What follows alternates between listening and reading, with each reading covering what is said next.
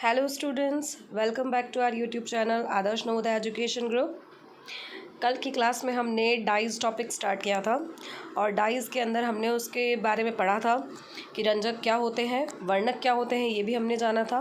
रंजक और वर्णक दोनों का ही काम रंगने का होता है, ये हम पढ़ चुके थे।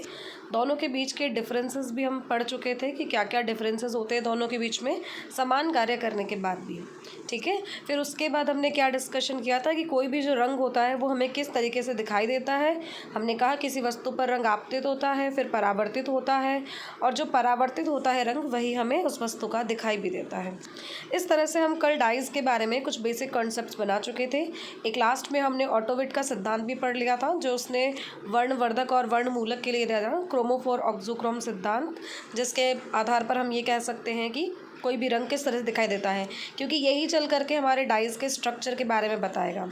तो आज हम स्टार्ट करते हैं डिफरेंट टाइप्स ऑफ डाइज, यानी कि विभिन्न विभिन्न प्रकार की जो रंजक होते हैं, सबकी फंक्शनिंग अलग अलग होती है, उनकी उपयोगिता अलग अलग होती है। तो उसके आधार पर बात करेंगे कि डाइज जो होती है ये अलग अलग किस किस प्रकार की होती है। ठीक है, चलिए। तो पहला हमारा है डायरेक्ट डाइज, या जिसको हम बोल सकते हैं सीधे रंजक।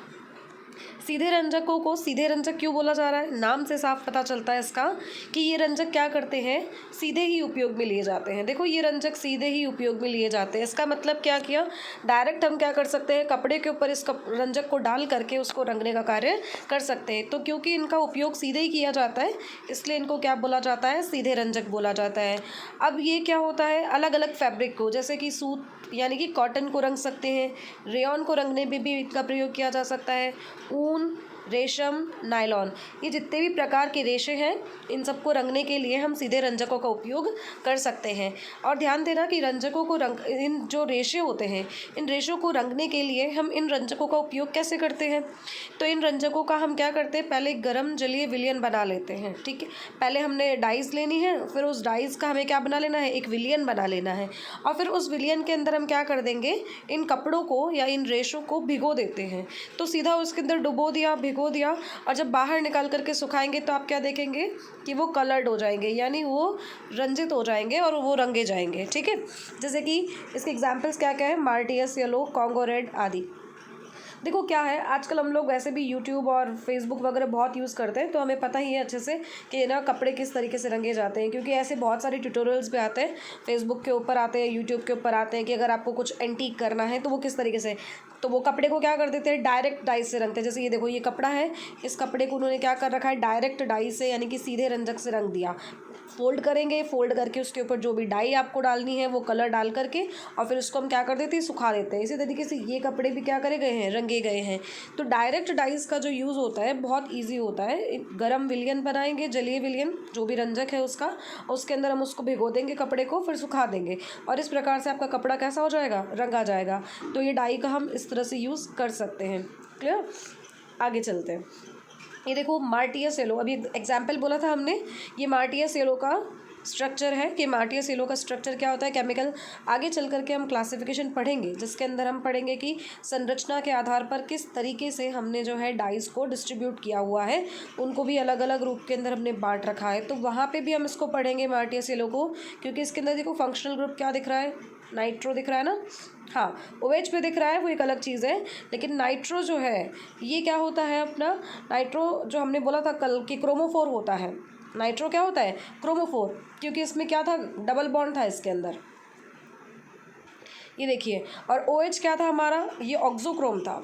ठीक है, तो हमारा जो ये क्रोमोफोर है नाइट्रो, इस नाइट्रो के आधार पर जब वर्गीकरण करेंगे तो इसको भी हम नाइट्रो वाली डाइस के अंदर रखेंगे। अभी देखो मार्टियस येलो का सिंथेसिस किया गया है, इसको हम लैब में कैसे बना सकते हैं मार्टियस येलो डाई को, और ये देखो किस तरीके से हम कपड़े को या जो भी वस्त्र आपका है उस वस्त्र को रंगने का कार्य इसके थ्रू कर सकते हैं। तो ये मार्टियस येलो का यूज़ हुआ। ठीक है, दूसरा एग्जाम्पल क्या था इसका, कॉन्गो रेड डाई। तो कॉन्गो रेड या कॉन्गो लाल जिसको हम बोलते हैं, वो कॉन्गो रेड डाई ये होती है, आपको दिखाई देगी, ये कुछ इस तरह से कलर की पाउडर सा होता है, किरमिजी लाल कलर का जिसको अपन बोल सकते हैं। तो ये कॉन्गो रेड डाई होती है, और ये इस कॉन्गो रेड डाई का स्ट्रक्चर होता है। क्लियर, अभी देखो कल भी हम जैसे ऑक्सोक्रोम क्रोमोफोर सिद्धांत के बारे में पढ़ा था, तो आपको समझ में आ जाना चाहिए अब कि ये क्या है, ये क्रोमोफोर है, क्योंकि जो डबल बॉन्ड रखते हैं, मल्टीपल बॉन्ड्स रखते हैं, उनको तो हम क्या बोल देते हैं, क्रोमोफोर। तो ये दोनों तो क्या बनते हैं, आपके क्रोमोफोर्स बनते हैं। और ये रहा जैसे NH2, ये समूह हुआ, ये समूह, ठीक है, ये किसकी श्रेणी में रखे जाते हैं, ये ऑक्सोक्रोम रखे जाते हैं, जो वर्णवर्धक होते हैं, रंग को बढ़ाने का कार्य करते हैं। और इस तरीके से बाकी जो ये बचा हुआ पूरा हिस्सा हो जाता है ये सारा, इसको हम क्या नाम दे रहे थे कल, इसको हमने क्रोमोजन कहा था। तो ये क्रोमोजन हो जाता है हमारा। और इस तरीके से हम बात कर रहे थे कल उनके बारे में कि क्या सिद्धांत दिया था। तो ये कॉन्गो रेड डाई है, जो कौन सी डाई होती है, डायरेक्ट डाई होती है, सीधा रंजक होती है, ठीक है। अब सीधे रंजक के बाद आगे चलते हैं, और कौन सा टाइप होता है इसका। तो देखो अगला टाइप जो होता है वो होता है एसिड डाइज, ये बोल सकते हैं अम्लीय रंजक। अगर अम्लीय रंजकों की बात करें तो ये रंजक किस तरीके से प्रयोग में आएंगे, किस तरीके से कपड़ों को इनसे हम रंग सकते हैं या रेशों को हम रंग सकते हैं। तो एसिड डाइज, देखो नाम से पता चलता है क्या है, इसमें एसिड शब्द आ रहा है, यानी कि ये कैसे होते हैं, ये हल्के अम्लीय माध्यम में उपयोग में लिए जाते हैं। तो अम्लीय रंजक क्या होते हैं, हल्के अम्लीय माध्यम में प्रयोग में लिए जाते हैं। और सामान्यतः ये रंजक क्या होते हैं, सल्फोनिक अम्ल के या फिर उनके लवण ही होते हैं। तो इसके अंदर क्या होगी, अम्लीय प्रॉपर्टीज़ होती हैं, और ये अम्लीय माध्यम में ही कपड़ों को रंगने का कार्य भी करते हैं। और इनके कार्य करने का तरीका क्या होता है, तो ये रेशों से क्या कर लेते हैं, हाइड्रोजन बंध, वॉन्डरवाल बल या आयनिक बंधों के द्वारा उन रेशों से जुड़ जाते हैं। हल्के अम्लीय माध्यम के अंदर जब हम कपड़ों को इन रेशों से, इन रंजकों से रंगने का कार्य करते हैं, तो ये रंजक क्या करते हैं, उन रेशों के साथ में या तो हाइड्रोजन बंध बना लेंगे, या फिर वॉन्डरवाल बलों के द्वारा उनसे जुड़ जाएंगे, और या फिर उनसे क्या बना लेंगे, आयनिक बंध बना लेते हैं। अब बात आती है कि कौन कौन से जो फाइबर्स हमारे होते हैं उनको हम इससे रंग सकते हैं। तो देखो ये आप ऊन को रंग सकते हैं, रेशम, नायलॉन, इनको रंगने के लिए प्रयोग में लिए जाते हैं। लेकिन हाँ, एक चीज़ और है कि इनको कॉटन को रंगने के लिए काम में नहीं लिया जाता, ठीक है। एसिड डाइज जो होती है इनको हम कॉटन में रंगने के लिए काम में नहीं लेते, थोड़ा सा उनको हार्मफुल होता है, नुकसान पहुँचाते हैं इसलिए। ये देखिए ऑरेंज फर्स्ट, नारंगी वन जो हमने भी देखा था इसका एग्जाम्पल, वो ऑरेंज फर्स्ट इसका क्या है, एग्जाम्पल है, कुछ इस तरह का दिखाई देता है ये ऑरेंज फर्स्ट। और ये इस ऑरेंज फर्स्ट का क्या है, केमिकल स्ट्रक्चर है। अब आप देखो इस केमिकल स्ट्रक्चर के अंदर क्या दिख रहा है, ये क्या हो जाएगा, क्रोमोफोर, क्योंकि अब हम पढ़ चुके हैं और समझ भी चुके हैं, जिनमें डबल बॉन्ड आएगा वो क्रोमोफोर, ठीक है। जिनके पास लोन पेयर्स आ जाएंगे वो ऑक्सोक्रोम्स। तो ये क्या है, दोनों ऑक्सोक्रोम्स, और ये क्या कर देते हैं, रंग के अंदर वृद्धि कर देते हैं। तो ये ऑरेंज फर्स्ट कौन सा टाइप का डाई हुआ आपका, ये डाई हुआ एसिड टाइप का। तो एसिड डाइज होती है ये।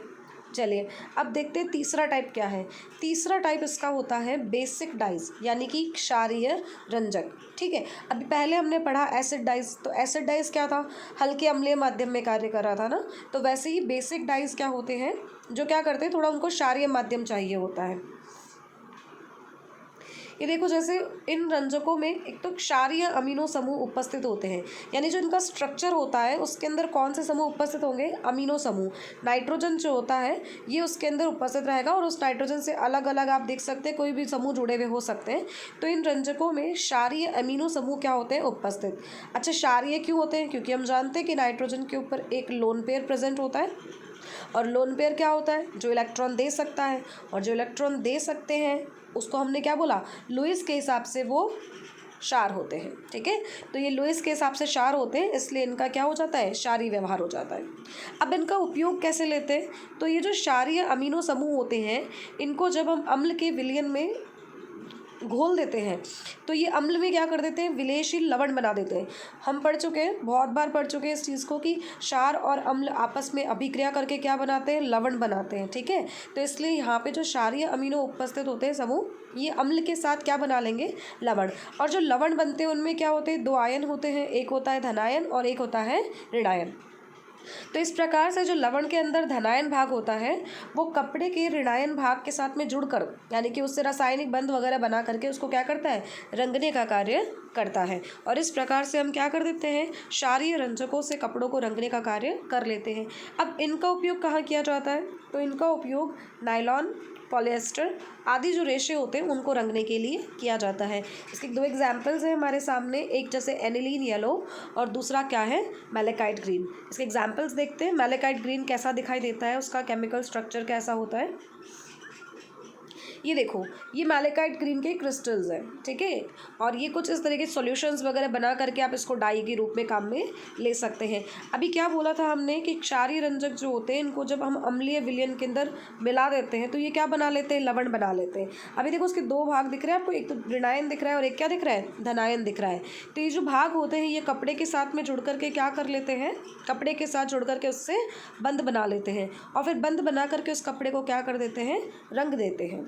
ये तो बात हुई मैलेकाइट ग्रीन की। अब इसके बाद नेक्स्ट देखते हैं। नेक्स्ट देखिए एनिलीन येलो। एनिलीन येलो कैसा होता है, इस तरह का होता है एनिलीन येलो। और ये आपका एनिलीन येलो का केमिकल स्ट्रक्चर होता है, ठीक है। ये देखो क्या है, ये फिर से क्रोमोफोर।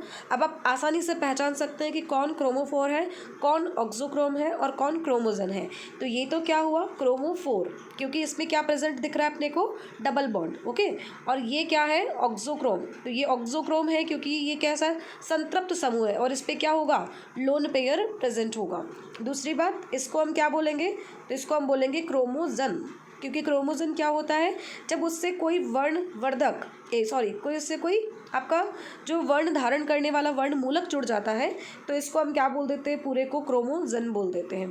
तो ये एनिलीन येलो का स्ट्रक्चर हुआ जो किस प्रकार की डाई है, एक बेसिक डाई है। अब इसके बाद नेक्स्ट टाइप क्या है, अगला जो है वो है डिस्पर्स डाइज।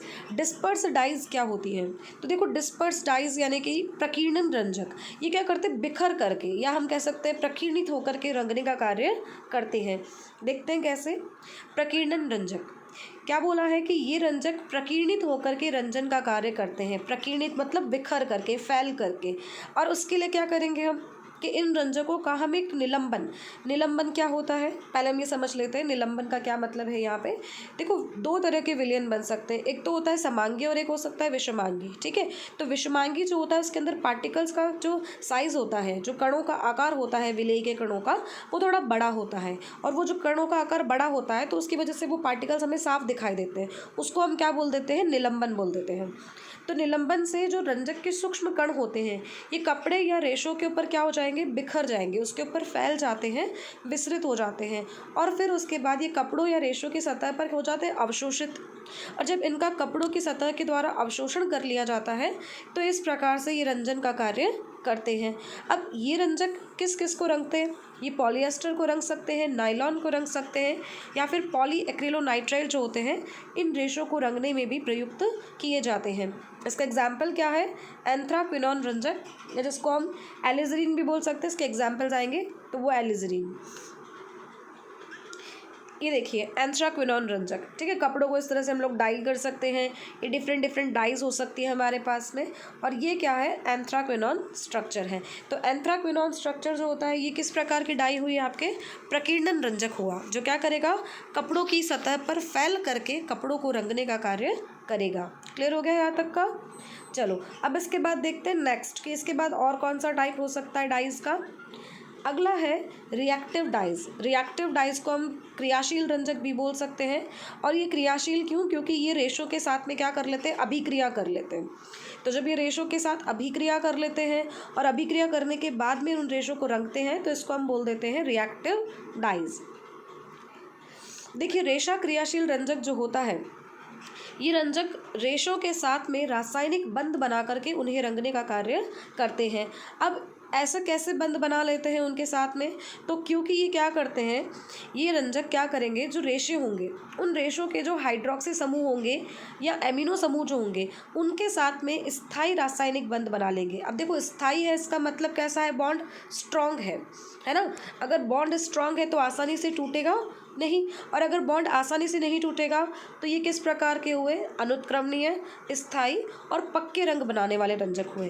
तो ये क्योंकि रेशों से क्या करेंगे, अभिक्रिया कर लेंगे, इसलिए इस प्रकार के रंजकों को हमने क्या नाम दे दिया है, रेशा क्रियाशील रंजक नाम दे दिया है।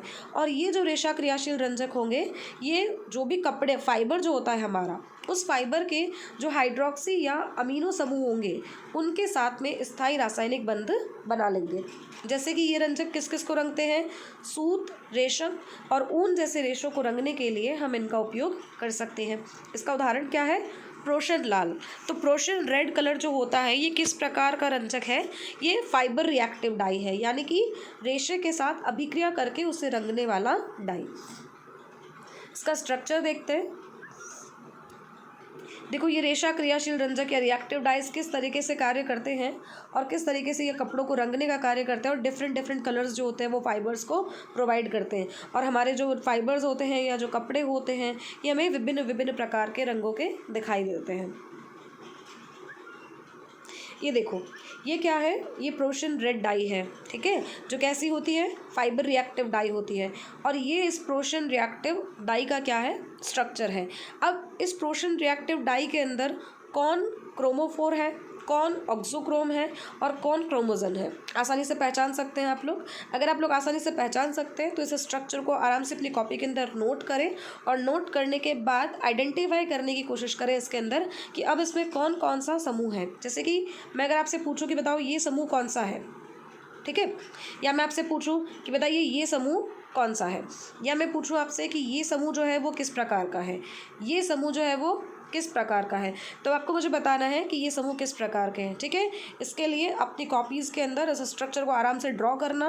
ड्रॉ करके पहले वाला जो वीडियो है जिसके अंदर ऑक्सोक्रोम क्रोमोफोर का सिद्धांत पढ़ाया है मैंने, आप उसको अच्छे से रीड करना, और रीड करने के बाद आइडेंटिफाई करने की कोशिश करना कि ये कौन कौन से समूह हैं, इनमें से कौन ऑक्सोक्रोम है, कौन क्रोमोफोर है, और अगर आप पहचान सकते हैं कि कौन क्रोमोजन है तो ये और भी अच्छी चीज़ है, ठीक है।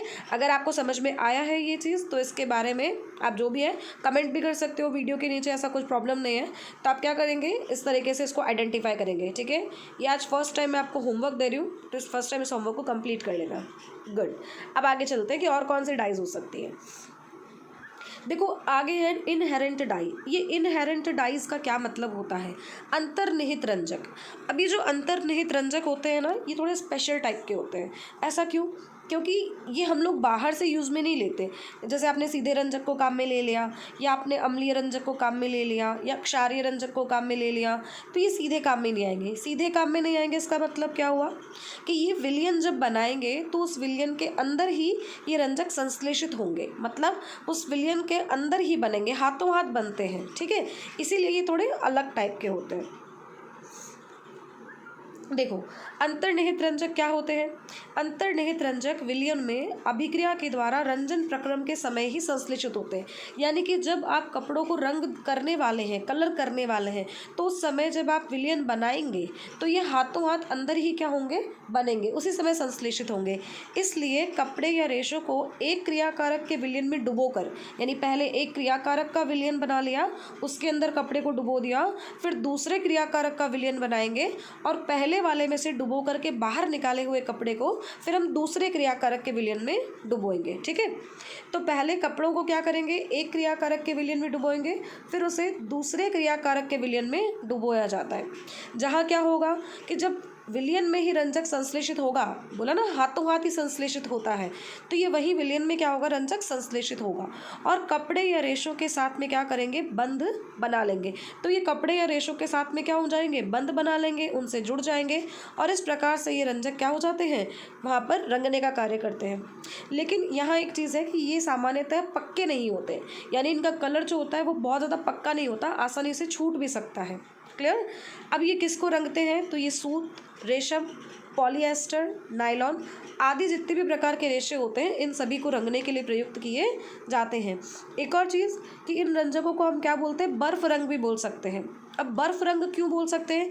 क्योंकि इनकी जो अभिक्रिया होती है ये कम ताप पर संपन्न हो जाती है, यानी ज़्यादा टेम्परेचर नहीं चाहिए आपको, कम ताप पर ही अभिक्रिया संपन्न हो जाती है। इसीलिए ऐसे रंजकों को हम क्या बोल सकते हैं? बर्फ रंजक भी बोल सकते हैं। जैसे इसका एग्जाम्पल से समझते हैं कि कैसे कार्य करता है। हमने क्या किया? फिनॉल या नेफ्थॉल का विलयन बना लिया, फिनॉल और नेफ्थॉल का विलयन बना लिया, फिर उसके अंदर क्या हुआ? रेशों को भिगो दिया। अब हमने उस रेशों को जिसको फिनॉल और नेफ्थॉल के विलयन में भिगोया था, उसको हम क्या करेंगे? अब डाई एजोनियम लवण के विलयन में डाल देंगे। ये हम ऑर्गेनिक केमिस्ट्री के अंदर पढ़ेंगे अच्छे से कि क्या होती है। हमारे चैप्टर भी है इससे रिलेटेड एक, जिसमें अंदर हम कपलिंग रिएक्शंस यानी कि युग्मन अभिक्रियाओं के बारे में पढ़ेंगे वहाँ पे, तो ये आपको वहाँ पे और अच्छे से समझ में भी आ जाएगा। तो फिलहाल के लिए हम क्या देखते हैं कि फिनॉल और नेफ्थॉल के विलयन में भीगे हुए जो रेशे होते हैं, उनको अगर आप डाई एजोनियम लवण के विलयन में डालोगे तो रेशों की सतह पर कौन सी अभिक्रिया हो जाएगी? युग्मन अभिक्रिया। तो यहाँ जो डाई एजो समूह है, ये डाई एजो समूह किससे जुड़ जाएगा? ये फिनॉल और नेफ्थॉल से जुड़ जाएगा और वहाँ पर क्या हो जाएगी? युग्मन अभिक्रिया संपन्न हो जाएगी, कपलिंग रिएक्शन। और अविलेय एजो रंजक जो होंगे ये रेशों की सतह पर क्या हो जाएंगे? अधिशोषित हो जाएंगे। ये अधिशोषण क्या होता है, अवशोषण क्या होता है, ये सारी चीज़ें भी हम डिस्कशन करेंगे जब हम पढ़ेंगे इन सब चीज़ों के बारे में। पर यहाँ पे एक चीज़ समझ लीजिएगा कि अधिशोषण और अवशोषण ये दोनों अलग अलग चीज़ें होती है, ठीक है। अधिशोषण केवल किस पे होता है? सतह पे होता है, और अवशोषण कहाँ होता है? सतह के अंदर तक भी होता है। तो ये डिफरेंस हम बाद में और अच्छे से देखेंगे। तो अभी तक हमने क्या पढ़ा? अंतर्निहित डाई क्या होती है। तो एक विलयन में भिगोएंगे पहले कपड़ों को, फिर दूसरे विलयन के अंदर भिगोएंगे और इस तरह से ये रंजक क्या करेंगे? रेशों को रंग देंगे। अब देखो इसका आगे पढ़ते हैं हम लोग। नेक्स्ट क्या है? Wait dies. वेट डाइज जो होती हैं इनकी क्रियाविधि थोड़ी अलग होती है। जो वेट डाइज होती हैं ये किस प्रकार से क्रिया करती है? थोड़ा डिफरेंट होता है। जैसे कि हम लोग घरों के अंदर नील तो काम में लेते हैं ना, सबसे बेसिक और बेस्ट एग्जाम्पल है इसका घरों में काम में आने वाली नील। हाँ वही उजाला 4 बूंदों वाला, है ना, वही ऐड देखते हैं ना हम लोग जनरली, 4 बूंदों वाला उजाला, तो वो नील ही इसका एग्जाम्पल है, ठीक है। अच्छे से देखते हैं इसको आगे। ये देखिए वेट रंजक। वेट रंजक क्या होंगे? इनकी क्वालिटी क्या है कि इसके 2 टाइप्स होंगे। एक तो होता है इनसॉल्यूबल, ठीक है, इसके 2 प्रकार है, मतलब इसके 2 हिस्से रहेंगे, एक इनसॉल्यूबल रहता है और एक क्या रहता है? सॉल्यूबल रहता है। अब लेकिन अब ये है कि सॉल्यूबल वाला जो होता है वो कलरलेस होता है, उसका कोई रंग नहीं होता, और इनसॉल्यूबल जो होता है इसका कलर होता है, ठीक है। और इसी क्रियाविधि के आधार पर ये रंगे जाते हैं। तो देखो क्या करते हैं कि इस प्रकार के रंजकों में जो अविलेयशील रंजक होता है, अविलेयशील मतलब जो घुलता नहीं है, ठीक है, तो उस घुलता नहीं है उस अविलेयशील रंजक को पहले हम क्या करेंगे? उसके विलेयशील रंगहीन रूप के अंदर परिवर्तित, यानी पहले हम उसको घोलेंगे। जब घोलेंगे तो उसका कोई कलर नहीं होता, उसके विलेयशील रंगहीन रूप, ठीक है, उसके अंदर पहले हम उसको बदल देंगे और फिर इस विलयन में हम क्या करेंगे? रेशों को भिगो देंगे। फिर रेशों को जब अपने इस पर भिगो दिया, अब भिगोने के बाद हम उसको क्या करेंगे? हवा में सुखाएंगे, ठीक है। अब हवा में सुखाने के बाद क्या होगा कि इन रंजकों का जो विलेयशील भाग था, विलेयशील रंग जो था इसका, जो रंगहीन था, ठीक है, वो क्या होता है? अपचयित रूप होता है। यानी कि जब पानी के अंदर अगर आप नील घोल रहे हैं तो उस समय पानी के अंदर घुली हुई है वो भाग कैसा हुआ? उसका अपचयित भाग हुआ। और जब इसको हम क्या करेंगे? हवा में सुखाएंगे, तो ये हवा में सुखाएंगे तो क्या होगा? जो ऑक्सीजन है वो लेगा और इस प्रकार इसका क्या हो जाएगा? ऑक्सीकरण हो जाता है। जब इसका ऑक्सीकरण हो जाता है तो यह ऑक्सीकृत रूप जो होता है ये अविलेयशील और रंगीन होता है, यानी अब ये घुलेगा नहीं, ठीक है ना। अब ये कैसा है? अविलेयशील है, घुलता नहीं है और कलर्ड होता है, रंगीन होता है, जिसकी वजह से क्या हो जाता है? रंग दिखाई देता है। तो इस प्रकार ये ऑक्सीकृत रूप और अपचयित रूप, इसके 2 अलग अलग रूप होते हैं। ऑक्सीकृत रूप कैसा होगा? जो कि कैसा रहेगा? विलेयशील होता है लेकिन रंगहीन होता है, कलर नहीं होता उसका, ठीक है। और विलेयशील रंगहीन, ये तो किसकी बात हुई? अपचयित की। ऑक्सीकृत रूप की बात अगर हम करें तो वो क्या होता है? तो ऑक्सीकृत रूप जो होता है वो अविलेयशील यानी घुलता नहीं है और उसका रंग होता है, और इस प्रकार रंगने की क्रिया संपन्न होती है। तो ये रंजक मुख्यतः किसको रंगते हैं? सूती कपड़ों या रेशों को रंगने के लिए प्रयुक्त किए जाते हैं। जैसे एग्जाम्पल क्या है? इंडिगो या नील। देखो जनरली स्कूल यूनिफॉर्म्स वगैरह होती है या कोई वाइट शर्ट वगैरह होती है तो उसको हम रंगने के लिए काम में लेते ही हैं। और जब आप देखते हैं कि घरों के अंदर मम्मी कपड़े को नील लगाती है, कलर करती है, तो आप देखो पहले जो आजकल नील आती है वो लिक्विड फॉर्म में जब आती है तो उसको हम पहले क्या करते हैं? उसको पहले हम एक बकेट पानी लेते हैं, उस पानी के अंदर हम उसको डालते हैं, डाल करके उसको हम क्या करेंगे? पहले अच्छे से मिक्स कर लेंगे। अभी जो अपने बकेट के अंदर डाल करके मिक्स किया है उसको, वो कैसा हिस्सा है उसका? वो उसका विलेयशील भाग है, ठीक है। अब अगर आप उसके अंदर कपड़ों को डालेंगे तो कपड़ा डालते ही हाथों हाथ रंगीन नहीं हो जाता है, ठीक है। अगर हाथों हाथ रंगीन हो जाता है तो एक अलग चीज़ है, बहुत फिर तो वो पूरी की पूरी नील को एब्जॉर्ब कर लेगा, क्योंकि विलियन देखो कैसा दिखेगा? बहुत नीले रंग का दिखेगा।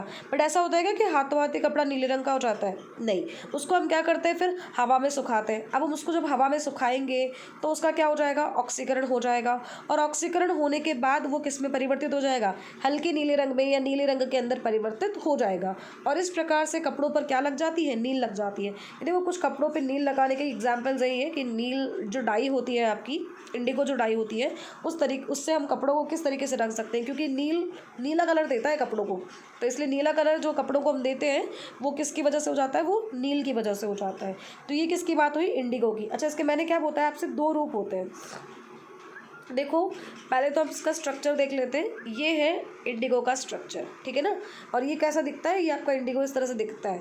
मकान वगैरह पे जब पहले ज़माने में पुताई वगैरह करते थे तो उसके लिए भी हल्का सा ब्लू कलर लाने के लिए, थोड़ी चमक लाने के लिए क्या करते थे, जो वो कल्ली वगैरह लेते उसके अंदर नील को डाल देते थे, ताकि क्या हो जाए उसके अंदर थोड़ा सा कलर भी आ जाए और शाइनिंग भी आ जाए। तो उसके लिए भी नील काम में ली जाती थी। अभी ये इंडिगो का क्या है, आपका केमिकल स्ट्रक्चर है कि नील जो होती है वो किस प्रकार की रासायनिक संरचना की होती है। आगे देखते हैं इसको कि इसके दो रूप कौन कौन से होते हैं। ये देखो इसके दो रूप है। एक तो है इंडिगो जो कैसा है, वाटर सॉल्यूबल यानी पानी के अंदर घुलनशील, और एक इसका फॉर्म कैसा है, ल्यूको फॉर्म, जो कि पानी में कैसा है, घुलनशील। सॉरी, ये कैसा है, वाटर इनसॉल्युबल यानी पानी में अघुलनशील, और ये ल्यूकोफॉर्म जो कैसा है, पानी के अंदर घुलनशील है, ठीक है ना। तो ये दो प्रकार हुए उसके। अब ये कौन सा रूप हुआ इसका, क्योंकि मैंने क्या बोला, जो पानी में घुल रहा है वो कौन सा रूप है, वो अपचयित रूप है, वो रिड्यूस्ड फॉर्म है। और हवा में आने के बाद ये जब हो रहा है तो इसका क्या हो रहा है, ऑक्सीडेशन, इसलिए ये इसका कौन सा रूप है, ऑक्सीकृत रूप। दोनों ही एक दूसरे के अंदर क्या हो सकते हैं, अंतर परिवर्तित हो सकते हैं। अगर आप ऑक्सीकृत रूप को अपचयित रूप में परिवर्तित करना चाहते हैं तो उसके लिए आप ये एजेंट काम में ले सकते हैं, Na2H2O4 साथ में NaOH। तो ये कौन से रूप में परिवर्तित हो जाएगा, अपचयित रूप में, जो क्या होता है, पानी में घुलनशील होता है और रंगहीन भी बोलते हैं इसको अपन। दूसरा क्या है, अगर आप ऑक्सीकृत रूप में उसको परिवर्तित करना चाहते हैं तो हवा में सुखा देते हैं भिगोने के बाद में, और ये ऑक्सीकृत हो जाएगा। ऑक्सीकृत रूप कैसा हो जाता है, नीले रंग का दिखाई देगा आपको, और ये कैसा होगा, वाटर इनसॉल्युबल यानी पानी में घुलनशील नहीं होगा, ठीक है। तो इसके दो प्रकार होते हैं हमारे, जो हम लोग इसको पढ़ते हैं कि ये दोनों रूपों के अंदर परिवर्तित होता रहता है, ऑक्सीकृत और अपचयित रूपों में आराम से इसको इंटरकन्वर्ट किया जा सकता है। इसके बाद आता है हमारा जो नेक्स्ट टाइप का डाई है वो, अगला है मॉर्डेंट डाइज। मॉर्डेंट डाइज क्या होती है, देखो मॉर्डेंट डाइज जो होती है ये भी सीधे रंगने के काम में नहीं आती, यानी कि अभी तक हम देख चुके हैं कि कुछ अलग अलग होता है। हमने देखा अंतर्निहित, उसको क्या करते हैं, हाथों हाथ संश्लेषित करवाते हैं। फिर हमने देखा कि उसके अंदर एक विलयन में भिगोएंगे, फिर दूसरे विलयन में भिगोएंगे, ठीक है। ऐसे ही मॉर्डेंट डाइज, मॉर्डेंट डाइज जो होती है वो अंतर्निहित से थोड़ी अलग तो है, लेकिन इस पर क्या होगा कि मॉडर्न डाइज में भी हम लेंगे 2 विलियन। कितने विलियन लेंगे इसमें हम, 2 विलियन लेंगे, जिसमें से एक तो होगा आपके मेटल का, धातु का विलियन होगा एक तो, ठीक है ना, मेटल कोई सी भी हो सकती है। और दूसरा जो होगा वो होगा किसी भी रंजक का, तो दूसरा जो होगा वो किसी भी रंजक का हम इसके अंदर ले लेंगे, और एक हम ले लेंगे धातु वाला। तो 2 प्रकार के विलियन हम मॉडर्न डाइज में काम में लेते हैं, और फिर मॉडर्न डाइज क्या करती है, आपके कपड़ों को रंगने का कार्य करती है। यहाँ देखो मॉर्डेंट डाइज या मॉर्डेंट रंजक जो होते हैं ये क्या होते हैं, इनको हम रंग बंधक या मॉर्डेंट रंजक बोलेंगे। और ये जनरली किसको रंगने के काम में आएंगे, मुख्यतः ये ऊनी वस्त्रों को रंगने में ही प्रयुक्त किए जाते हैं। अब इन रंजकों का उपयोग करने के लिए हम पहले वस्त्रों को क्या करते हैं, किसी निश्चित धातु के विलयन में डुबोया जाता है। मैंने कहा ना इसमें अपन 2 लेंगे सॉल्यूशंस, एक तो किसी धातु आयन का लेंगे और दूसरा किसी रंजक का लेंगे। तो पहले हम क्या करेंगे, किसी भी निश्चित धातु आयन के विलयन में इसको डुबोएंगे, और उसके बाद हम क्या करेंगे, रंजक विलयन के अंदर इसको डुबोएंगे। तो पहले धातु आयन में और फिर रंजक के विलयन में। अब इससे होगा क्या, तो इससे धातु आयन और जो आपका रंजक है उनके मध्य बन जाएगा उपसहसंयोजक बंध। धातु आयन क्या होता है, धातु जब अपने इलेक्ट्रॉन्स त्याग देती है तो धातु आयन बना लेती है, और जब धातु आयन बना लेती है तो उसके पास खाली कक्षक हो जाते हैं। अब खाली कक्षक है तो वहाँ पे वो इलेक्ट्रॉन्स को एक्सेप्ट भी कर सकती है। और उपसहसंयोजक बंध 11th क्लास में हमने अच्छे से पढ़ा है कि उपसहसंयोजक बंध क्या होता है।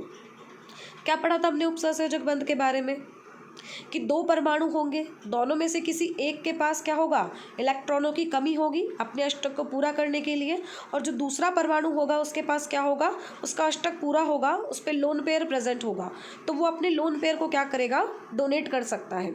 और जब 2 परमाणुओं के बीच में एक बंध इस प्रकार से बनता है कि साझेदारी भी कहलाए, लेकिन उस साझेदारी के दोनों इलेक्ट्रॉन किसी एक ही परमाणु से आए, तो उसको हम कौन सा बंध बोलेंगे, उपसहसंयोजक। और इसको हम दिखाते कैसे, ऐसे तीर से दिखाते हैं, है ना। तो ये रिकॉल हो जानी चाहिए चीज़ें, थोड़ी थोड़ी आपको लगातार साथ साथ रिकॉल भी करते जाओ कि उपसहसंयोजक बंध क्या होता है, सहसंयोजक बंध क्या होता है, आयनिक बंध क्या होता है, ठीक है। तो ये धातु आयन और रंजक के मध्य कौन सा बंध बन जाएगा, उपसहसंयोजक बंध बन जाएगा। और इस प्रकार से ये जो रंजक होता है ये रेशों से बंध बना करके उससे जुड़ जाता है, ठीक है। अब कोई भी धातु आयन जो है वो कोई भी धातु आयन रंजक अगर हम एक ही लेते हैं लेकिन अलग अलग धातु आयन ले लेते हैं तो उससे भी कलर चेंज हो जाता है डाइस का। ये इसकी स्पेशलिटी है मॉडर्न डाइस की। इन रंजकों की मुख्य विशेषता यह होती है कि एक ही रंजक मतलब एक ही डाई चाहे वो कोई भी हो विभिन्न धातु आयनों के साथ में क्या करती है, भिन्न भिन्न रंग प्रदान करती है, यानी अलग अलग कलर देती है। एक ही प्रकार की डाई अलग अलग कलर जो होती है वो दे सकती है। कैसे? अगर आप धातु आयन को परिवर्तित कर देंगे तो वो अलग अलग कलर दे देगी। तो ये मॉडर्न डाइस की क्या होती है, मुख्य विशेषता होती है। अच्छा, जैसे कि एलिजरीन रंजक जो होता है, पीछे पढ़ के आए थे आप एंथ्राक्विनोन के बारे में, तो एलिजरीन रंजक जो होता है ये एल्यूमिनियम आयनों के साथ तो गुलाबी रंग बनाएगा, यानी कि हमने रंजक कौन सा लिया है, एलिजरीन, और धातु आयन कौन सा लिया है, एल्यूमिनियम। तो कपड़ों को पहले किस में भिगोया, एल्यूमिनियम के विलयन में, फिर उसके बाद किस में भिगोया, एलिजरीन के विलयन में।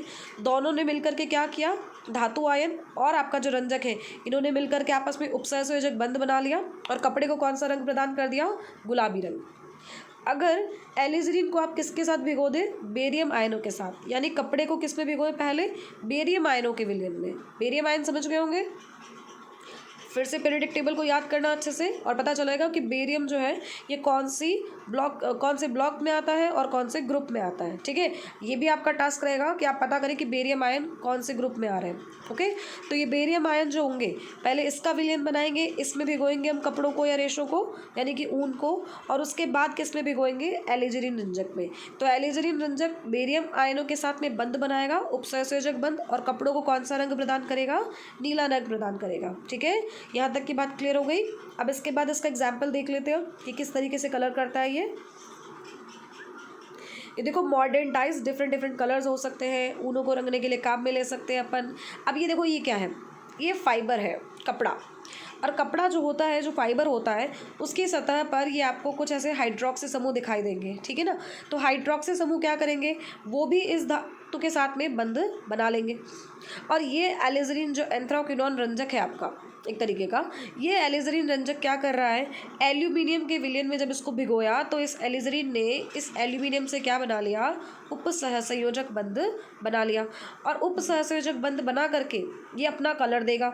ठीक है, और फाइबर से ये किस तरह से जुड़ेगा, तो फाइबर के जो हाइड्रोक्सी समूह है वो भी इस एल्यूमिनियम के साथ में क्या कर देंगे, अपना कॉम्प्लेक्स बना लेंगे। इसको उपसहसंयोजक बंध के द्वारा इलेक्ट्रॉन्स दे करके इससे जुड़ जाएंगे और इस प्रकार से जो कपड़ा होगा आपका वो रंगने में प्रयुक्त हो जाएगा, यानी कि उस पर कलर हो जाएगा। तो ये हमने आज कुछ देखे टाइप्स की, किस किस प्रकार की डाइज हो सकती है। डायरेक्ट से लेकर के मॉडर्न डाइज 8 प्रकार की डाइज हमने देखी हैं, अलग अलग टाइप हमने देखे हैं। हालांकि इम्पॉर्टेंट है टॉपिक मॉडर्न डाइज का या फिर जो भी आपने अभी तक देखी है, लेकिन ज़्यादा हमारे लिए कंफर्टेबल क्या होगा कि हम इनको इसके बेसिस पे ना बांट करके किसके बेसिस पे बांटें, इनके स्ट्रक्चर के अकॉर्डिंग, यानी संरचना क्या है, उसमें कौन कौन से क्रियात्मक समूह हो सकते हैं। जैसे मैंने भी कहा था नाइट्रो होता है, नाइट्रोसो होता है, तो उसके आधार पर हम इसको बांटेंगे। अब ये जो नेक्स्ट क्लासिफिकेशन है इसका कि स्ट्रक्चर के आधार पर आपके किस किस प्रकार की डाइज हो सकती है, तो इसको हम नेक्स्ट क्लास के अंदर डिस्कस करेंगे। ठीक है, थैंक यू।